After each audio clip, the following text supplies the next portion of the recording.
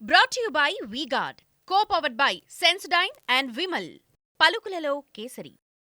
రఘునందన్ గారు, ఇప్పుడు జరుగుతున్నటువంటి లోక్సభ ఎన్నికల్లో బీఆర్ఎస్ గెలిచేటువంటి అవకాశం ఉంది అని చెప్పుకుంటున్నటువంటి నియోజకవర్గాల్లో మొదటి పేరు మెదక్ వినబడుతోంది. మరి అలాంటి మెదక్లో బీజేపీ అభ్యర్థిగా మీరు పోటీ చేస్తున్నారు. ఏదైనా టెన్షన్గా ఉందా? Nothing sir. అసలు బీఆర్ఎస్కి ఎందుకు ఓటేయాలనేది జనం అడుగుతున్నటువంటి ప్రశ్న. సో క్వైట్ న్యాచురల్గా ముఖ్యమంత్రి గారి జిల్లా హరీష్ రావు గారు ఉన్నారు కాబట్టి అందరూ మెదక్ గెలుస్తుందని అనుకుంటున్నారు. కానీ గ్రౌండ్లో ఏం లేదు. అక్కడ ముఖ్యమంత్రి గారిని కామారెడ్డినే వద్దనుకున్నారు, అది కాషాయం జెండా వల్లే వద్దనుకొని పంపించేసినారు. కాబట్టి ముఖ్యమంత్రి గారి చరిష్మా ముగిసిపోయినటువంటి అధ్యాయం. వాళ్ళకి ప్రజలు సిఆర్ఎస్ ఇచ్చినారు, కంపల్సరీ రిటైర్మెంట్ స్కీమ్ ఇచ్చి మీరు చేసిన ఉద్యమం చాలు, మీరు తెచ్చిన తెలంగాణ చాలు, అది బంగారు తెలంగాణగా మారింది కూడా చాలు, కాబట్టి మీరు వెళ్ళి వ్యవసాయం చేసుకోండి అని ఫామ్ హౌస్కి పంపించినారు. కానీ ఈరోజు ఎమ్మెల్యేలు బీఆర్ఎస్కి సంబంధించిన ఎమ్మెల్యేలు ఉన్నారు, వాళ్ళ ఇంపాక్ట్ మీ మీద ఉండదంటారా? కవిత గెలిచిన, కవిత ఓడిపోయిన రోజు కూడా నిజామాబాద్ జిల్లాలో నిజామాబాద్ పార్లమెంట్లో 7 ఎమ్మెల్యేలు బీఆర్ఎస్ వాళ్ళే ఉన్నారు. బండి సంజయ్ గారు గెలిచిన రోజు కూడా కరీంనగర్ పార్లమెంట్లో 7 ఎమ్మెల్యేలు బీఆర్ఎస్ వాళ్ళే ఉన్నారు. కాబట్టి ఒక ఎన్నికకి ఇంకొక ఎన్నికకి ఏదో పొత్తు ఉంటుంది, పొంతన ఉంటుంది అనుకోవడం, అది నేనైతే I don't agree with that logic or that statement sir. So BRS అనేది ముగిసిన అధ్యాయం. నేను పదే ఎందుకు చెప్తా ఉన్నా అంటే, ఎందుకు వేయాలి బీఆర్ఎస్కి? ఒక్కడు గెలిచిండు అనుకోరు, మీరు అన్నట్టు ఒక్కడు గెలిచిండు అనుకోరు, 543లో ఒక్కడు ఎక్కడ ఉంటాడు? పక్క జిల్లాకి వెళ్ళి అద్దెకు తెచ్చుకుర్రో, అరువుకు తెచ్చుకుర్రో, అమ్ముకున్నారో నాకు తెలియదు. కానీ 610 జీవో అమలు చేయాలనే నినాదంతో పుట్టిన తెలంగాణలో మెదక్లో పోటీ చేసేందుకు మెదక్ జిల్లాలో ఒక్కడు దొరకలే. 14 ఏళ్ళ ఉద్యమం, 10 సంవత్సరాల ముఖ్యమంత్రి పదవి, అన్నం తిని అటుకులు తిని జైలుకు పోయి జెండాలు మోసినాడు ఎవడు కూడా మా మెదక్ జిల్లాలో పోటీ చేస్తాను దొరుకుతలేరా? అన్నప్పుడే దే లాస్ట్ దేర్ కాన్ఫిడెన్స్. నాకు కాన్ఫిడెన్స్ పోలేదు, వాళ్ళ మీద వాళ్ళకి విశ్వాసం పోయింది, వాళ్ళ కార్యకర్తల మీద వాళ్ళకి విశ్వాసం పోయింది. ఒకవేళ మెదక్ గెలిచే సీట్ అయితే మా మెదక్ జిల్లాలో చాలా మంది ఉన్నారు ఉద్యమకారులు, వాళ్ళకే ఇచ్చుకుందరు కదా, పైసలు ఇచ్చుకున్న వాళ్ళకి ఎందుకు అమ్ముకుంటారు? That it self shows they last the ground even in the Medak also. కానీ మొన్నటి దుబ్బాక ఎన్నికల్లో ఓటమి తర్వాత, మొన్ననే జరిగినటువంటి ఓటమి తర్వాత మళ్ళీ ఇమీడియట్గా ఇచ్చినటువంటి ఈ లోక్సభ ఎన్నికలు, ఒకవేళ ఈ ఎన్నికల్లో మీరు ఓటమి పాలైతే మీ రాజకీయ భవిష్యత్తు ప్రశ్నార్థకం అవుతుంది అనేటువంటి ఒక భయం, టెన్షన్ ఏమైనా మీలో ఉన్నాయా? సో అట్లా అనుకుంటే రఘునందన్ రావుని 2009లో టీఆర్ఎస్ నుంచి పోటీ చేసినప్పుడు టీఆర్ఎస్లో ఓడగొడితేనే రఘునందన్ భయపడాలి, పారిపోవాలి ఉద్యమం నుంచి. పోలేదే. జీవితంలో గెలిపోవటంలో సహజమని చెప్పుకుంటూ వచ్చినవాడిని, గెలిచి చూపెడతా అని చెప్పినాను. చంద్రశేఖరరావు గారి పార్టీకి, టీఆర్ఎస్ పార్టీకి ఎప్పుడైనా నష్టం జరిగితే అది రఘునందన్ తోటే మొదలవుతుంది అని చెప్పినాం. దుబ్బాకల మొదలైన పరాజయ పరంపరని మొన్న జరిగినటువంటి రాష్ట్ర శాసనసభ ఎన్నికల్లో పరిపూర్ణం చేసిన అని చెప్పి నేను అనుకుంటా ఉన్నా. కానీ అదే దుబ్బాకలో ఎక్కడి నుంచి అయితే భారతీయ జనతా పార్టీ తన బలాన్ని తెలంగాణలో చూపించాలి అనేటువంటి ప్రయత్నం మొదలుపెట్టిందో దుబ్బాక విజయంతో, తర్వాత జిహెచ్ఎంసీ, తర్వాత జరిగినటువంటి వరుస ఎన్నికల్లో బీజేపీ ఇంపాక్ట్ కనిపిస్తూ వచ్చింది. కానీ అదే దుబ్బాకలో మనం ఓడిపోయారు, ఎందుకని? సో వ్యక్తిగతంగా కక్ష పెట్టి, పోలీసు వాళ్ళను అడ్డం పెట్టి, ఓటుకు 2000 నుంచి 5000 రూపాయలు పంచి, ఈరోజు సాయంత్రం 5 గంటలకి ప్రచారం అయిపోయిన తర్వాత అన్ని వ్యవస్థల్ని తన చేతిలోకి తీసుకొని, నేను చెప్తలేను ఈ మాట, రాధాకిషన్ రావు గారని లొంగిపోయినటువంటి డీసీపీ గారు చెప్పినటువంటి మాట, రాజపుష్ప అనే కంపెనీ దగ్గరికి వెళ్ళి ఎస్ఐలను పెట్టి, పోలీసు బండ్లను పెట్టి పైసలు తీసుకుపోయి పంచినాం. హరీష్ అనట ఆయనే వ్యక్తిగతంగా టార్గెట్గా తీసుకొని రఘునందన్ గొంతు అసెంబ్లీలో వినబడితే మేము సమాధానం చెప్పలేము అనేటువంటి భయంతో ఆయన చేసినటువంటి వ్యక్తిగతమైనటువంటి కుట్ర మన దుబ్బాకలో సఫలీకృతం చెందింది తప్ప ప్రజలు ఓడిపోలేదు, దుబ్బాకలో నేను ఓడిపోలేదు. రైట్, ఇంకా చాలా ప్రశ్నలు ఉన్నాయి. But what is your confidence అండి? Is it bravado or bravery that you want to contest from Medak, where six of the MLAs, that too Harish and Chandrasekhar Rao, are representing 2 constituencies. You have so much of animosity against KCR and his family and BRS. Kindly answer to these 2 questions. ఆ రోజుల్లోనే నెలకు 10 లక్షల రూపాయలు సంపాదించుకునే నాలాంటి అనేక మంది వకీళ్ళని దేశ స్వాతంత్ర సంగ్రామం తర్వాత తొలిసారి అడ్వకేట్లు రోడ్డు మీదకి వచ్చి ఉద్యమం చేసినటువంటి ఉద్యమం తెలంగాణ ఉద్యమం. అట్లాంటి ఉద్యమంలో పనిచేసినటువంటి మాలాంటి అనేక మంది ఆశల్ని, అనేక మంది ఆశయాలని మట్టి గరిపించి, కొడుకుని తెచ్చి, బిడ్డను తెచ్చి, అవసరానికి పార్టీని రాజకీయ పార్టీగా మార్చినా అని చెప్పి మాలాంటి వాళ్ళని చంపాలనుకున్నప్పుడు, ఏ తెలంగాణ ఉద్యమం కోసం అయితే మేము రాజకీయాల్లోకి వచ్చినామో ఆ తెలంగాణ అనేటువంటి పదం మాకు వ్యక్తిగతంగా నష్టం చేస్తుందని అనుకున్నప్పుడు ఖచ్చితంగా తిరగబడాలనుకున్నాం, తిరగబడతా ఉన్నాం, ప్రజలకు వాస్తవం చెప్తా ఉన్నాం. ఆయనకు నా మీద వ్యక్తిగతమైన కోపం లేదు, గట్టు పంచాయతీ అంతకంటే లేదు. మీరు చేసిన తెలంగాణ ఉద్యమమే 610 జీవో అమలు కావాలని చెప్తారు. మరి హరీష్కి సిద్దిపేటకి ఏం సంబంధమని ఒక్క జర్నలిస్ట్ అడిగాడు. ఎంత తెలివి కల్లోడంటే మొత్తం కరీంనగర్ జిల్లాలకి ఒక్క మండలం తెచ్చి జిల్లాల పునర్విభజన జరుగుతుంటే బెజ్జంకేరే మండలం తెచ్చి ఆయన సొంతూరు తోటపల్లిని తెచ్చి సిద్దిపేట కలుపుకుంటాడు. ఎందుకంటే ఈ ప్రశ్న రఘునందన్ అనేటోడు బతికిన రోజులు అడుగుతాడు కాబట్టి, ఎవరు అడిగినా అడగకున్నా నేను అడుగుతాను కాబట్టి. సో దిస్ ఈజ్ వాళ్ళు చెప్పిన మాటలకి చేసిన పనులకి మధ్యన పొంతన లేనప్పుడు, నాలాంటి అనేక మంది యువకుల జీవితాలతో ఆడుకున్నప్పుడు ఖచ్చితంగా తెలంగాణ నైజంలోనే తెలంగాణ బ్లడ్లోనే తిరుగుబాటు ఉంది కాబట్టి తిరగబడుతున్నాం. అది చంద్రశేఖరరావు గారినైనా తిరగబడతాం, మీ మీదనైనా తిరగబడతాం, ఎవరి మీదనైనా తిరగబడతాం. రెండవది దుబ్బాకలు మెదక్లో పోటీ చేయడం వెనకాల నీ ధైర్యం ఏంది లేకపోతే నీ ఇదేంది అని అడిగినారు మీరు. నేను సెల్ఫ్ కాన్ఫిడెన్స్ తోటే పోటీ చేస్తూ ఉన్నాను. దుబ్బాకలో పోటీ చేసినప్పుడు కూడా ఇట్లా చాలామంది మిత్రులు చెప్పినారు, దుబ్బాక గెలవ అనవసరంగా ఊకే ఫెయిల్ అవుతావు, ఇందాక మురళి గారు చెప్పినట్టు నీ రాజకీయ జీవితం సమాధి అయిపోతుంది అని చెప్పినారు. ఎవరి జీవితం ఎక్కడ సమాధి కావాలని ఉంటుందో అట్లే అవుతుంది. నేను కర్మ సిద్ధాంతాన్ని నమ్ముకుంటాను. తిరగబడతా ఉంటున్నారు. భారతీయ జనతా పార్టీ రేపటి రోజున తప్పు చేస్తే తిరగబడతారా? చెప్పాల్సినటువంటి ప్లాట్ఫామ్ మీద తప్పకుండా. ఎందుకంటే గతంలో కాంగ్రెస్ పార్టీతో కూడా మీరు చేరారు, కాంగ్రెస్ పార్టీలో కొంతకాలం ఉన్నారు, డిఫర్ అయ్యి మళ్ళీ బీజేపీకి వచ్చారు. సో బీజేపీలో కూడా ఏం పర్మనెంట్ ఏం కాదు మీరు, అంతే. రఘునందన్ రావు రాజకీయాల్లో ఉన్నంతకాలం భారతీయ జనతా పార్టీలో ఉంటాయని 100 సార్లు చెప్పినాను. ఒకవేళ రాజకీయాల నుంచి విత్డ్రా కావాల్సిన పరిస్థితి అంటే వస్తే నా ప్రొఫెషన్ నాకుంటుంది, ఆ ప్రొఫెషన్లో కంటిన్యూ అవుతాను. ఈ దేశంలో నీతి కోసం నిజాయితీ కోసం 100% నిలబడతా. ఎదిరించాల్సింది ఎవరైనా ఎదిరిస్తారు. 2017లో అమిత్ షా గారు హైదరాబాద్కి వచ్చినప్పుడు లుక్ సౌత్ అని ఒక ప్రోగ్రామ్ పెట్టుకున్నారు. సౌత్ నుంచే స్టార్ట్ చేద్దాం, సౌత్లో పవర్లో రావాలి, తెలంగాణలో పవర్లో రావాలని. ఇప్పుడు దగ్గర ఇన్నేళ్ళు అవుతుంది, ఆల్మోస్ట్ 8 years అవుతుంది. ఎందుకు భారతీయ జనతా పార్టీ ఇంకా పికప్ అవటం లేదు? రీజన్ ఏంటి? What's the reason? Rome is not built in 1 day sir. మీకు అందరికీ తెలుసు కదా, ఒకటే రోజులు ఎదిగిపోలేం కదా సార్. మొన్న మేము గెలవడానికి 100% అవకాశాలు ఉండే, కానీ కొంతమంది మీడియా మిత్రులు ఒకే రకంగా జనం మైండ్ని డైవర్ట్ చేసేందుకు కవితను అరెస్ట్ చేయలేదు కాబట్టి బీజేపీ బీఆర్ఎస్ ఒకటి అనేటువంటి ఒక ముద్రని దాని లోపల భాగంగానే ప్రజలు కొంత నిజం నిద్ర లేచేసరికి అబద్ధం ప్రపంచాన్ని చుట్టొస్తుందని అబద్ధాన్ని నమ్మిండ్రు, నిజం కొంచెం ఆలస్యంగా తెలుసు. కవిత అరెస్ట్కి తెలంగాణ రాజకీయాలకి ఏం సంబంధం లేదు సార్. నేను మొదటి నుంచి చెప్తా ఉన్నా, చట్టం తన పని తాను చేసుకుని పోతుంది, ఖచ్చితంగా చేసుకుపోతుంది. కావలసినన్ని సాక్ష్యాలు ఆధారాలు వచ్చిన తర్వాత కవిత అరెస్ట్ అవుతుందని ఒక చట్టం తెలిసిన వ్యక్తిగా నేను డే 1 నుంచి చెప్తూ వచ్చిన మాట. రాష్ట్ర అధ్యక్షుడిగా ఉన్నటువంటి బండి సంజయ్ గారు ఇవాళ రేపు కవిత అరెస్ట్ అవుతున్నారు అని చెప్పి బహిరంగంగా ఆ తర్వాత చేసినటువంటి స్టేట్మెంట్స్ కూడా చాలా పెద్ద ఇష్యూ అయ్యాయి, కాంట్రవర్సీ అయ్యాయి. That is a different issue. కానీ అలాంటి సందర్భం నుంచి కవిత అరెస్ట్ కాకపోతే సహజంగా ఈ 2 పార్టీల మధ్య ఒక అవగాహన ఉంది అని చెప్పి ఒక ప్రచారం జరగడానికి ఆస్కారం ఉన్నమాట నిజమే కదా? అది కాదు అని నిరూపించుకోవడం కోసం ఇప్పుడు హడావుడిగా అరెస్ట్ చేశారా అంటే? My question is straight. Sonia గాంధీని అరెస్ట్ చేయలేదంటే కాంగ్రెస్ బీజేపీ ఒకటా? అరెస్ట్ బీజేపీ చేస్తుందా సంస్థలు చేస్తాయా? సరే, ఇప్పుడు బీజేపీకి సంస్థలకు మధ్య సంబంధాన్ని మీరు ఎట్లా అంటే కడతారు? సంస్థలు బీజేపీ 2 విడదీయలేదు చర్చ పెట్టాలి అనుకుంటే భారతీయ జనతా పార్టీ వేరు, జాతీయ స్థాయిలో పెద్ద చర్చ. భారతీయ జనతా పార్టీ వేరు, భారత ప్రభుత్వం వేరు. భారత ప్రభుత్వాన్ని భారతీయ జనతా పార్టీ నాయకుడు నరేంద్ర మోడీ గారు నడిపిస్తున్నారు. Is the prime minister of this country. దాని అర్థం భారతీయ జనతా పార్టీ చెప్పినట్టు భారత ప్రభుత్వం మాట్లాడతారు. కానీ సంస్థలు పార్టీలు ఏ రకంగా హ్యాండింగ్ లో ఉన్నాయనేది తెలీదా? ఆ సంస్థలే సోనియా గాంధీని ఎంకరేజ్ చేస్తలేవు. ఇదంతా పంచాయతీ ఎందుకు? సోనియా గాంధీని, రాహుల్ గాంధీని, రాబర్ట్ వాద్రా గారిని జైల్లో పెడితే ఈ పంచాయతీ ఉండదు కదా. ఈడీ, సిబిఐ ఇతర సంస్థలు దుర్వినియోగం అవుతున్నది అనేది ఆరోపణే కాదు, ప్రాక్టికల్గా మనకి అనేక ఉదాహరణలు ఉన్నాయి. ఈడీ రేట్ జరుగుతుంది, ఇప్పుడు కొత్తగా బయటపడ్డ ఫండ్స్ వస్తుంటాయి. ఈడీ రేట్ జరుగుతుంది, పార్టీలు మారుతుంటారు. ఈడీ రేట్ జరిగిన తర్వాత అంతకుముందు మామూలుగా ఉన్న వాళ్ళు పునీతులు అయిపోతారు. ఈడీ రేట్ జరిగిన తర్వాత కొద్ది రోజులకే అకౌంట్లోకి డబ్బులు వస్తాయి. ఇవన్నిటి సంబంధాన్ని మీరు ఏమంటున్నారంటే పార్టీ ఏమో భారతీయ జనతా పార్టీ, ప్రభుత్వం ఏమో భారతీయ ప్రభుత్వం అని. కానీ భారతీయ ప్రభుత్వాన్ని భారతీయ జనతా పార్టీ నడిపిస్తున్నది, మోడీ గారు నడిపిస్తున్నారు. దీనికి మీరు ఏమంటారు అంటే ఇవన్నీ ఆ సంబంధాలని బయటపెట్టడం లేదా, నేకెడ్గా బయటపడుతున్న విషయాన్ని మీరు ఎట్లా సమర్థించుకుంటారు? సో ఇప్పుడు టెలిఫోన్ ట్యాపింగ్ ద్వారా రేవంత్ రెడ్డి గారిని ఏసీబీ అనేటువంటి సంస్థ అరెస్ట్ చేసింది. ఏసీబీ అధికార దుర్వినియోగానికి పాల్పడ్డదా? టెలిఫోన్ ట్యాపింగ్ చేసి చంద్రశేఖరరావు అధికార దుర్వినియోగానికి అడుగుతున్నది. My question is straight sir. క్వశ్చనే సమాధానం కాదని మీరు అనొచ్చు. నేను వస్తా మీరు చెప్పిన కాడికి. టెలిఫోన్ ట్యాపింగ్ చేసి రేవంత్ రెడ్డిని అరెస్ట్ చేసిరు.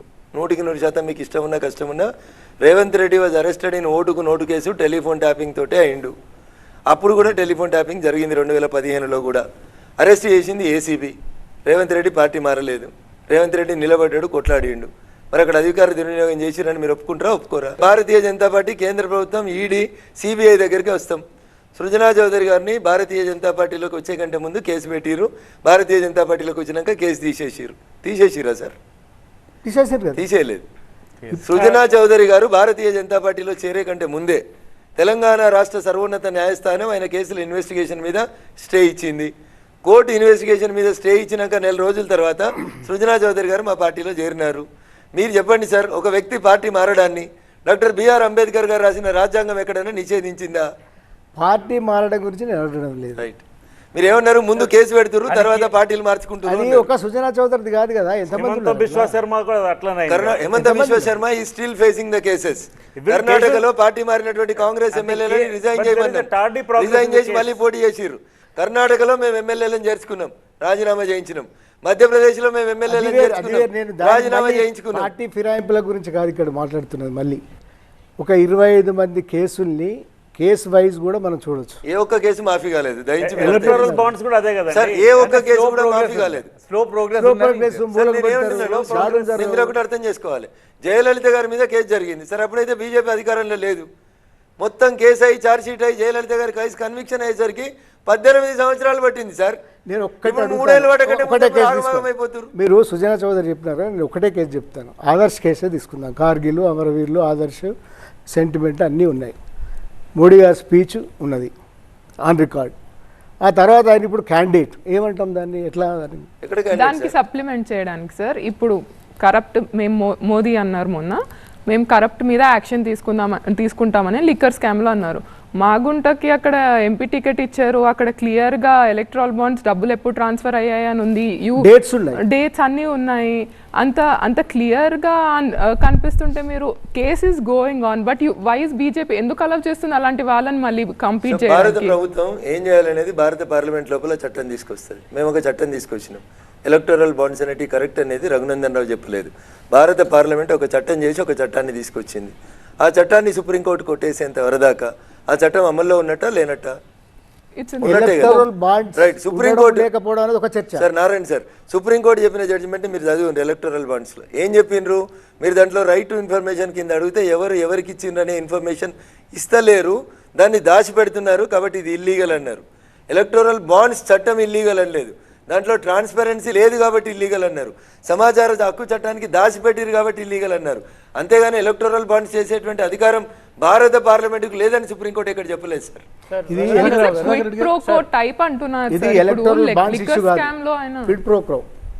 అది ఇష్యూ. ఎందుకంటే వాళ్ళకి కేసులు ఎత్తేయడమా, ఇంకో ప్రయోజనం ఉండడమా?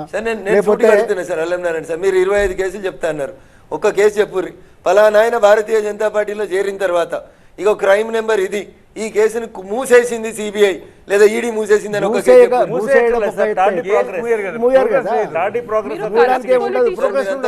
మీరంతా విఘ్నులు. కేసు ఛార్జ్ షీట్ ఫైల్ చేసిన తర్వాత గవర్నమెంట్ రోల్ ఏముంటుంది? గవర్నమెంట్ రోల్ ఏముంటుంది? ఛార్జ్ షీట్ పోలీసు వాళ్ళు ఫైల్ చేసిన తర్వాత నేరం నమోదు చేసి కేసు రిజిస్టర్ చేసి ముద్దాయిని అరెస్ట్ చేసి ఛార్జ్ షీట్ ఫైల్ చేసిన తర్వాత భారత ప్రభుత్వం రోల్ కానీ పోలీసు వాళ్ళ రోల్ కానీ ఏముంటది సార్? మీరు డ్యూటీ ఆఫ్ ద జ్యుడిషియరీ. వాళ్ళు చేయాల్సిన పని మమ్మల్ని ఎందుకు అంటున్నారు మీరు? కోర్టు పని చేయకపోతే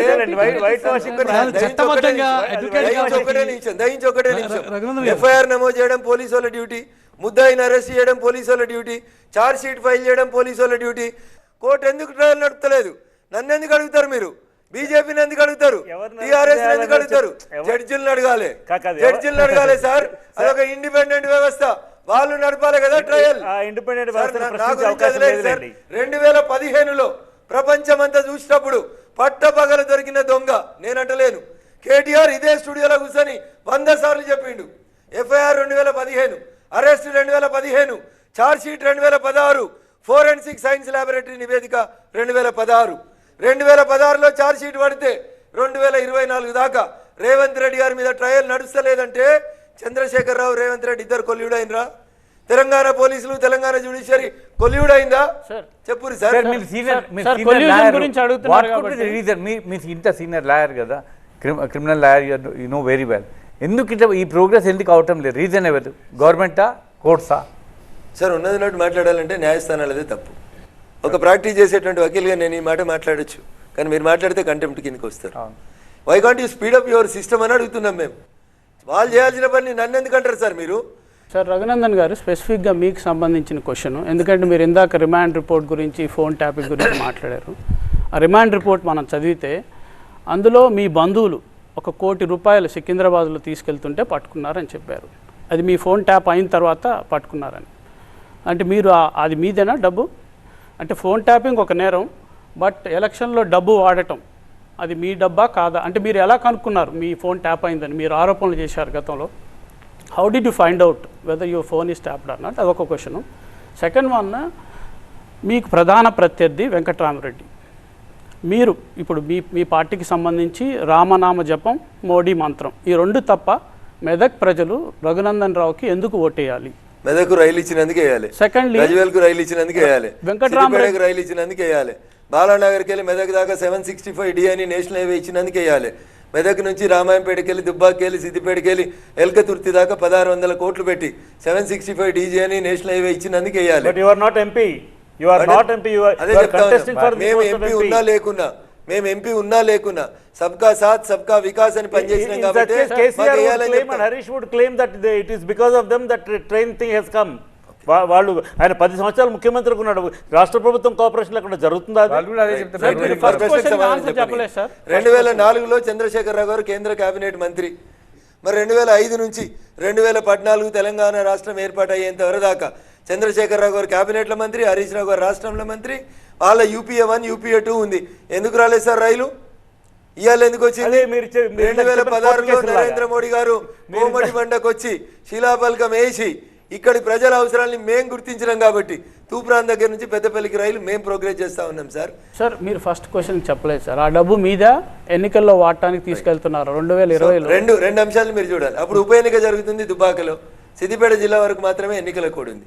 రాధాకిషన్ రావు గారి కన్ఫెషన్ మీరు చదివితే లేదా మీరు చూస్తే లేదా నన్ను చెప్పమంటే, రాధాకిషన్ రావు గారు చెప్పింది ఏంటంటే, ఒక చిట్ ఫండ్ నడుపుతున్నటువంటి వ్యక్తి, రఘునందన్ రావుకి సమీప బంధువు, హైదరాబాద్లో ఒక కంపెనీ నుంచి ఇంకొక కంపెనీకి కొంత డబ్బు తరలిస్తుండగా మేము పట్టుకున్నాము అన్నాడు. దీనికి సమాచారం ఇచ్చింది ఎవరంటే ప్రణీత్ రావు ఇచ్చిండని చెప్పినాడు. సో టెలిఫోన్ ట్యాపింగ్ అయిందని నేను చేసిన ఆరోపణ రాధాకిషన్ రావు గారు ఒప్పుకున్నారు. హైదరాబాద్లో ఎలక్షన్ కోడ్ లేదు. చిట్ ఫండ్ కంపెనీ వాళ్ళు డబ్బులు ట్రాన్స్ఫర్ చేసుకుంటారు. ఒక కంపెనీకి ఇంకో కంపెనీకి మధ్యన వ్యాపార లావాదేవీలు ఉంటాయి. దానికి సంబంధించి బేగంపేటలో FIR నమోదైంది. మీరు నమ్ముతారో నమ్మరు, ఈ రోజు దాకా 2020 నవంబర్లో డబ్బులు పట్టుకుంటే ఈ రోజు దాకా డబ్బుల్ని కోట్ల డిపాజిట్ చేయలే పోలీసు వాళ్ళు. నా డబ్బులు అయితే నేను పిడిచలేసి క్లెయిమ్ చేసుకుంటుంటే కదా. ఆ 3 కంపెనీలు వాళ్ళు క్లెయిమ్ చేస్తున్నారు. They are fighting the case in high court. దాంట్లో ఒక ఆయన ఇప్పుడు చెన్నూరు ఎమ్మెల్యే అయ్యిండు. దానికి నాకేం సంబంధం సార్? వ్యాపారస్తులు చేసుకున్న వ్యాపారానికి నాకేం సంబంధం? రిలేటెడ్ క్వశ్చన్ సార్, మీకు సంబంధించిన మీ అఫిడవిట్ చూస్తే మీరు సంపాదించిన ఆస్తులు 17 కోట్ల మీది, మీ స్పౌజ్ 7 crores, అవన్నీ 2017 నుంచి మీరు రాజకీయంగా బాగా యాక్టివ్ అయ్యి 23 వరకు ఉన్నాయి. అంతకుముందు మీరు లాయర్గా చాలా famous. So why did it happen? అంటే మీరు ఎందుకు రాజకీయాల్లోకి వచ్చాక మీ ఆస్తులు పెరిగాయి? నేను ఇన్కమ్ ట్యాక్స్ 1998 నుంచి కడతా ఉన్నా. మీకు కావాలంటే 1998 నుంచి నా ఇన్కమ్ ట్యాక్స్ రిటర్న్స్ ఇస్తాను. నేను సంపాదించుకున్నటువంటి ఆస్తులు అన్నీ కూడా నేను అడ్వకేట్గా ఉన్నప్పుడు సంపాదించుకున్నటువంటి ఆస్తులే. రాజకీయాలకు వచ్చినాక నేనేం సంపాదించుకున్నాను చెప్తా నేను. అప్పుడు సంపాదించుకున్నటువంటి భూముల్ని, వ్యవసాయ భూముల్ని డెవలప్మెంట్కి ఇచ్చినప్పుడు, ఇప్పుడు అవి రింగ్ రోడ్ పక్కనో ఎక్కడనో ఇక్కడనో వచ్చి విల్లాస్ కట్టినప్పుడు ఆ విల్లాల ఖరీదు పెరిగి ఆ విల్లాలు అమ్మితే వచ్చినటువంటి డబ్బుకి నేను ప్రతి సంవత్సరం 1,20,00,000, 1,30,00,000, 1,40,00,000, 1,40,00,000 ప్రాపర్టీ ట్యాక్స్ కింద కూడా నేను కట్టినటువంటి అంశాన్ని నేను నా ఇన్కమ్ ట్యాక్స్లో చూపెట్టిన. అది మీ గణాంకం పెద్దగా కనబడుతుంది సార్. మీకు సంబంధించిందే సార్. మీ మీద 25 కేసులు ఉన్నాయి being a lawyer. So are these including a rape case. So are these politically motivated? హరీష్కి మీకు ఉన్న గొడవల వల్ల వచ్చిందా, లేకపోతే what is the fact in those? Sir, judiciary మీద రఘునందన్ రావు ఊకి ఎందుకు మాట్లాడతాడంటే, 2003లో నేను ఒక అమ్మాయిని రేప్ చేసినాను when I was practising as an advocate. This is the allegation. Complaint ఎప్పుడు ఇచ్చినారు? 2020లో ఇచ్చినారు. ఓ గౌరవనీయులైనటువంటి రిటైర్డ్ న్యాయమూర్తి గారు మానవ హక్కుల కమిషన్ జడ్జిగా ఉండి దాని మీద పిటిషన్ మీద రాస్తాడు. ఏమని? దీన్ని కేసు నమోదు చేసి ఇన్వెస్టిగేషన్ చేయమని రాస్తాడు. ఆయన జడ్జిగా పనిచేసి హైకోర్టులో రిటైర్డ్ అయ్యాడు. పేరు తీసుకోవడం నాకు ఇష్టం లేదు, సంస్కారం కాదు కూడా. 2003లో రేప్ అయిందని 2020లో దరఖాస్తు ఇస్తే 17 సంవత్సరాల తర్వాత రేప్ కేసు నిలబడుతుందని ఒక జడ్జి అనే కుర్చీలో కూర్చుని ఆయనకు అర్థమైతే అది పొలిటికల్లీ మోటివేటెడ్ కాకపోతే ఇంకేముంటుంది సార్? ఏముంటుంది చెప్పుర్రి? 2020 నుంచి ఇలా దాకా ఛార్జ్షీట్ ఎందుకు వేస్తలేరు? ఎందుకు ఇన్వెస్టిగేషన్ జరుగుతలేదు? ఎందుకు బ్లాక్మెయిల్ చేస్తున్నారు రఘునందన్ రావు నా కేసును అడ్డం పెట్టి? ఎందుకు భయపట్టించాలనుకుంటున్నారు రఘునందన్ రావుని? కామన్ సెన్స్ ఉన్నాడు ఎవడని చెప్తాడు. ఒక పెళ్ళైన ఆడపిల్ల 2003లో రేప్ అయితే 2020 దాకా రేప్ కేసు నుంచి పెట్టకుండా ఉంటుందా? ఆ మధ్యలో ఆమె 5గురి మీద రేప్ కేసులు పెట్టింది. అప్పుడు రేప్ కేసులు పెట్టినప్పుడు రఘునందన్ మీద ఎందుకు పెట్టలేదు? మీ మీద ఎందుకు అంత కోపం? అంత కోపం ఎవరికి? ఇవన్నీ అడుగుతా కాబట్టి, మీరు అడగరు కాబట్టి నేను అడుగుతా కాబట్టి. 610 జీవో ఎందుకు అమలు కాదు సిద్దిపేటలో అని అడుగుతా కాబట్టి, తోటపల్లిని తెచ్చి సిద్దిపేటలో ఎందుకు కలిపినామని అడుగుతా కాబట్టి, Exactly అదే విషయానికి ఏం సంబంధం తోటపల్లి రిజర్వాయర్ కడతామని 5,000 ఎకరాలు గుంజుకొని తోటపల్లి రిజర్వాయర్ క్యాన్సిల్ చేసి ముఖ్యమంత్రి శంకుస్థాపన చేసి క్యాన్సిల్ చేసినాక 5,000 ఎకరాల భూమిని ఊరోళ్ళకి ఇమ్మని ఊరోళ్ళ తరఫున కొట్లాడతా కాబట్టి హరీష్ కోపం. మీరు ఒక ఇష్యూని రైజ్ చేస్తారు, కేసేస్తారు, హడావిడి చేస్తారు, కానీ అక్కడతో ఆపేస్తారు అనేది మీ మీద వస్తున్నటువంటి ఒక ఉదాహరణ చెప్పు. ఇది కేసీఆర్ ప్రిన్సిపల్. అది ఆర్భాటం చేయాలి, ఆరంభించాలి, అంతం చేయాలి. ఈ 3 అక్షరాలు కేసీఆర్కు పర్యాయ పదాలు. మీరు దాన్ని నాకు అప్లికేషన్ చేయకుర్రి. నేను ఏడ కేసు వేసినా ఏడ రాజీపడ్డానో ఒకటి చెప్పుర్రి. నేను హరీష్ 100 చదువుతా. ఇప్పుడు ఓఆర్ఆర్కి సంబంధించిన వ్యవహారంలో నాకు 1000 కోట్లకు నోటీస్ ఇచ్చారు, నేను జవాబు ఇచ్చిన. కేసు వేయాల్సింది వాళ్ళు వేయాలి. రేవంత్ రెడ్డి అధికారంలోకి వచ్చింది, రేవంత్ రెడ్డి కూడా 1000 కోట్లకు నోటీస్ వచ్చింది. తీసుకొచ్చి అరవింద్ కుమార్ని జైలు వేయాలి. ప్రభుత్వం చేయాల్సిన పని చేయాలి, చేస్తలేరు. రంజిత్ రెడ్డి మీద, జితేందర్ రెడ్డి మీద చేసినటువంటి ఆరోపణలకు మీరు కట్టుబడి ఉన్నారా? మరి అలాంటప్పుడు కట్టుబడి ఉన్నా, 100% కట్టుబడి. మరి అలాంటప్పుడు వాటికి సంబంధించిన ఆధారాలు ప్రొడ్యూస్ చేసి నేను ఎలక్షన్ కొట్లాడాలా, కోర్టుకు పోయి కొట్లాడాలా? అంటే రెండు చేయాలి. ఎండాకాలం సెలవుల తర్వాత ఆ పని చేస్తాం. ఎండాకాలం సెలవుల తర్వాత తప్పకుండా చేస్తాం. ఓఆర్ఆర్ కేసు మేమేం వదిలిపెట్టలే. ముఖ్యమంత్రి గారు వదిలిపెట్టినాం అడుగును మీరు. ముఖ్యమంత్రి గారికి 1000 కోట్లకు నోటీస్ వచ్చింది, సమాధానం ఇచ్చిండు. అరవింద్ కుమార్ ఇలా నీ దగ్గర ఉన్నాడు. హెచ్ఎండిఏలకి ఎందుకు పంపించినావు? ఆయనను ఫైల్ తీసుకొని ఎందుకు రిమాండ్ చేస్తలేవు? నువ్వే కదా ఆరోపించినావు. ఇలా ఫైల్ లేమని చెప్పి అరవింద్ కుమార్ని ఎందుకు రిమాండ్ చేస్తలేవు? మీరు బీఆర్ఎస్ బీజేపీ కొల్యూడ్ అయ్యారు, క్యాష్ ఫర్ ఓట్ కానీ ఇప్పుడు ఈ ఓఆర్ఆర్ కానీ Congress BRS Congress I corrected myself there. అయితే సేమ్ థింగ్ బీఆర్ఎస్ ఏమంటుందంటే ఎలక్షన్ అయిపోగానే రేవంత్ రెడ్డి వెళ్ళి జాయిన్ అయిపోతాడు బీజేపీతో కలిసి అని. మీరేమో ఇక్కడ క్యాష్ ఫర్ ఓట్ తీయట్లేదు అది అంటారు. కేసీఆర్ ఎన్డీఏలో జాయిన్ కాడట మేము తలుపులు తీస్తే చాలా రోజుల నుంచి తిరుగుతురు కదా మా చుట్టూ ఎన్డీఏ.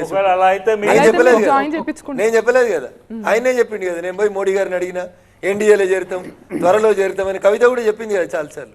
మేము చేర్చుకుంటలేం కదా, అధికారంలో ఉన్నప్పుడే చేర్చుకోలేదు కదా. ఇప్పుడు వాళ్ళని ప్రజలే వద్దనుకురు కదా.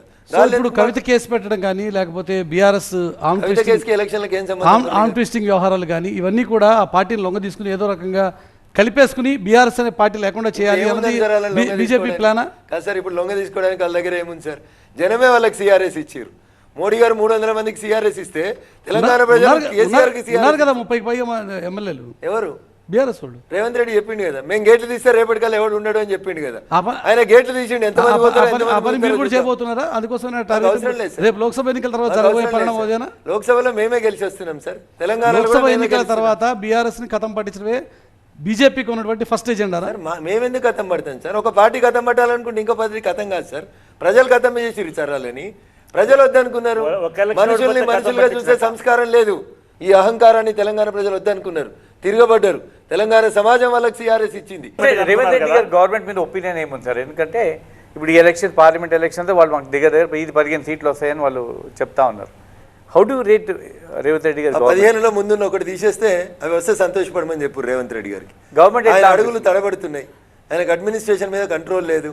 వ్యవస్థను ఎట్లా నడపాలో తెలియదు. కొంత సమయం ఇద్దామని మీరే అన్నారు కదండి. వాస్తవం అది. అవును సార్, నేను చదువుకున్నాను కాబట్టి సమయం ఇద్దామన్నా. ఎప్పుడు 30 రోజుల లోపల ప్రశ్న అడిగినప్పుడు చెప్పిన. 100 రోజుల తర్వాత నా తడాకా చూడుర్రి, నన్ను చూసి ఓట్లేయరు అని అడుగుతుండు కదా. అందుకనే అడుగుతున్నాను. ఇంప్లిమెంట్ చేస్తా ఉన్నారు. మీకు ఎట్లా అనిపిస్తుంది?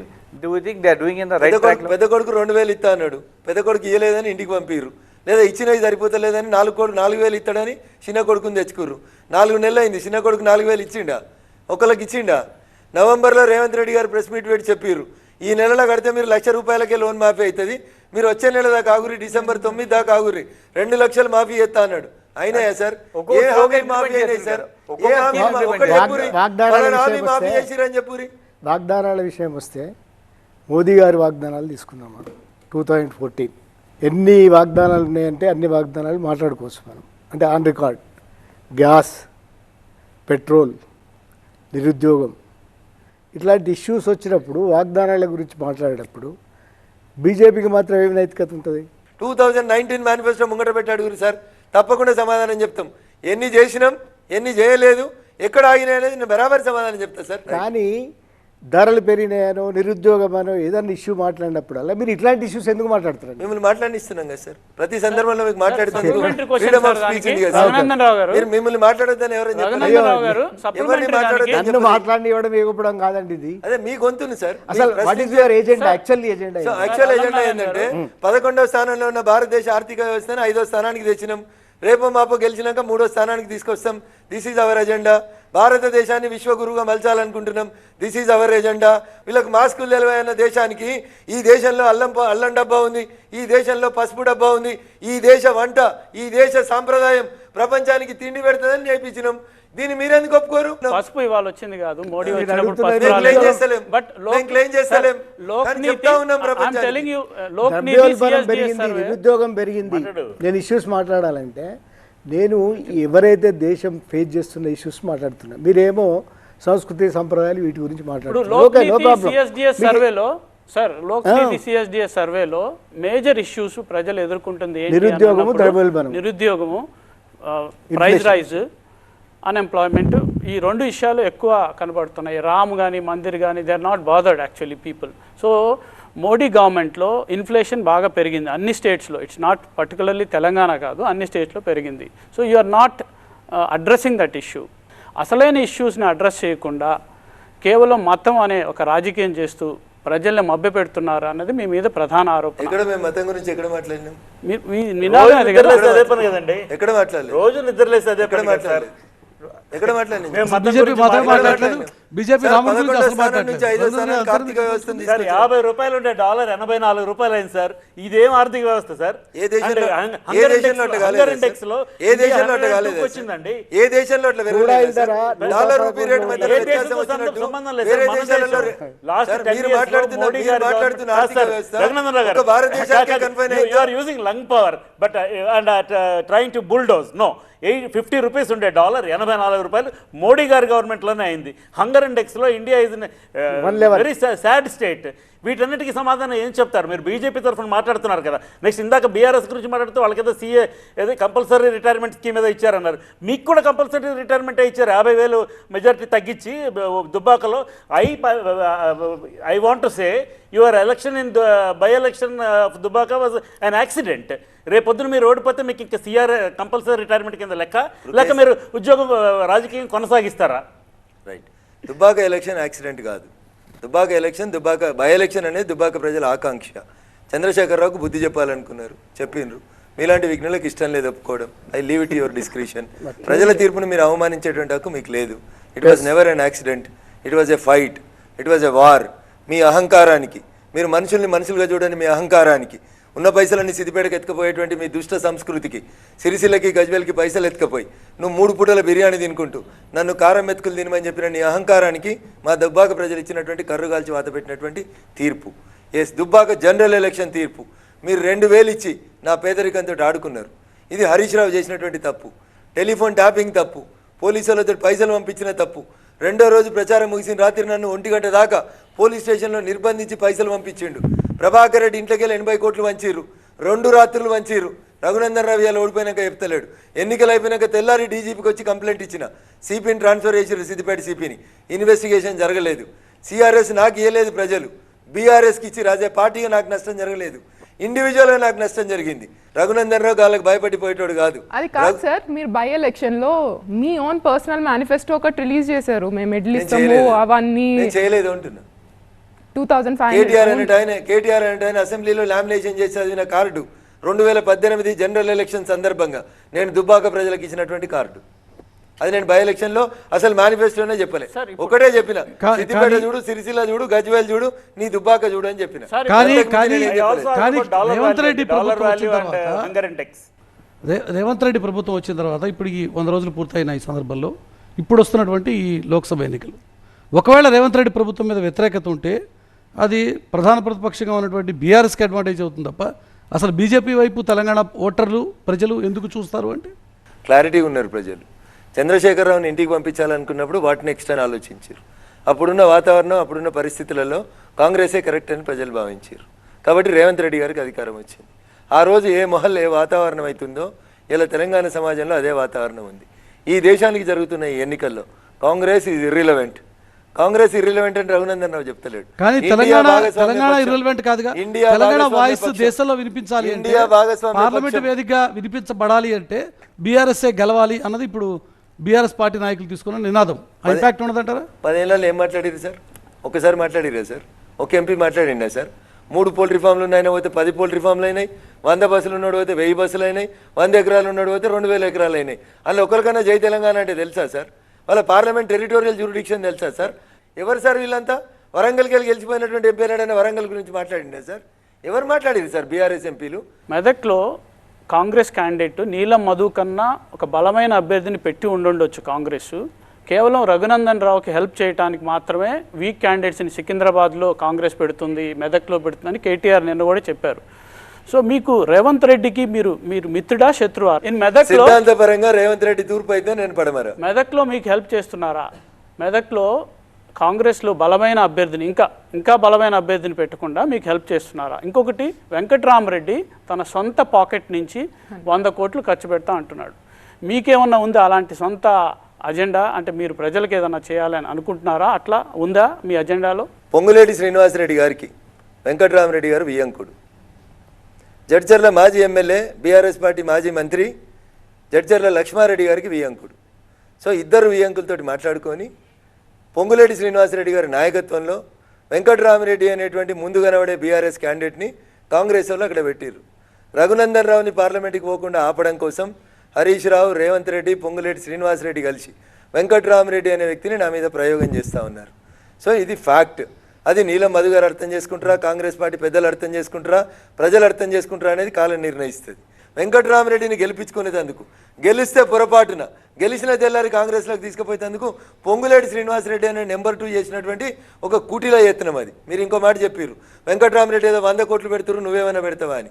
వెంకట్రామరెడ్డికి 100 కోట్లు పెట్టే మనసు ఉంటే సార్ 2021లో చంద్రశేఖరరావు గారి కాళ్ళు మొక్కితే ఫ్రీగా వచ్చింది సార్ ఆయనకి ఎమ్మెల్సీ సీటు. జై తెలంగాణ అన్నోనికి రాలే, జైలు కోయినోనికి రాలే, కొడుకుని త్యాగం చేసిన శ్రీకాంత్ చారి తల్లికి రాలేదు. ఎవరికి వచ్చింది? కాళ్ళు మొక్కిన కలెక్టర్కి వచ్చింది. ఎందుకు వచ్చింది? ఆయన ఆస్తులు కాపాడుకునేందుకు వచ్చింది. ఇవన్నీ దొంగ నాటకాలు సార్. ఇవన్నీ కాంగ్రెస్ బీఆర్ఎస్ కలిసి అంబట్ల తెడ్డులాగా పెట్టుకొని ఆడుకుంటున్నటువంటి ఆట. స్టేట్ వైడ్ ఒక ప్రచారం జరుగుతోంది. బీఆర్ఎస్ చేస్తున్నటువంటి ఆరోపణ కూడా ఈరోజు రేవంత్ రెడ్డి అవునన్నా కాదన్నా బీజేపీకి అనుకూలంగా అభ్యర్థులను నిలబెట్టే ప్రయత్నం చేస్తున్నారు, కొంత వీక్ క్యాండిడేట్స్ని పెడుతున్నారు, అది బీజేపీకి అడ్వాంటేజ్ తీసుకురావడం కోసం అన్నది బీఆర్ఎస్ చేస్తున్నటువంటి ఆరోపణ. ఇదే స్టూడియోలో నిన్న కేటీఆర్ చేసినటువంటి ఆరోపణ. సార్ కేటీఆర్ మాటలకి ఇంకా విలువిచ్చి మాట్లాడుకునేది అవసరం లేదు సార్. అట్లా కాదు కానీ ఆయన ఎప్పుడో చెల్లని రూపాయి అయిపోయింది సార్. ఆయన అహంకారమే టీఆర్ఎస్ పార్టీ నాశనం చేసింది. ఆయన అది రియలైజ్ కావాలి ఫస్ట్. ఆయనకు అవగాహన రాహిత్యం, ఆయన ఇంకా భూమి మీదకి రాలేదు, ఆయన ఒంటరోడు. రేపు మా పైన పూర్తిగా భూమి మీదకి వచ్చేటువంటి రోజులు దగ్గరికి వస్తుంది. రేవంత్ రెడ్డికి బీజేపీకి లోపాయికారి ఒప్పందాలు ఏం లేవు అని చెప్పి సర్టిఫై చేయదలుచుకున్నారా? ఉంటాయి సార్. ఆయన ఏం పార్టీ సో భవిష్యత్తులో ఆయన ఏదో బీజేపీకి దగ్గర అయిపోతాడన్న ప్రచారం మొదలు పెట్టారు మీ ప్రత్యర్థి పార్టీలు. బీజేపీలో జాయిన్ అయిపోతాను, కలిసిపోతారు అంటే ఆయన ఎప్పుడో చిన్నప్పుడు ఏబీపీలో పనిచేసింది కాబట్టి బీజేపీలో ఏరుతాడని చెప్పారు. మరి హరీష్ రావు గారు కూడా శాఖకు పోయారు. చంద్రశేఖరరావు గారు కూడా యజ్ఞాలు యాగాలు బాగా చేస్తారు కదా, మరి ఆయన కూడా పోవచ్చు కదా. రేవంత్ రెడ్డి గురించి ఎందుకు మాట్లాడుతున్నారు? ఇప్పుడు మీరు రేవంత్ రెడ్డి గురించి ఎంత బాగా నేను ఏమంటున్నా సార్, గట్టిగా ఎందుకు ఒకళ్ళ పుచ్చుకున్నారు? అంటే బీఆర్ఎస్ మీద కోపంతోనా లేక రేవంత్ రెడ్డి మీద ప్రేమతోనా? నేను ఒకటే మాట చెప్తా ఉన్నా, రేవంత్ రెడ్డిని తిట్టాల్సిన సందర్భం వచ్చినప్పుడు నేను తిట్టినట్టు ఎవరు తిట్టారు సార్?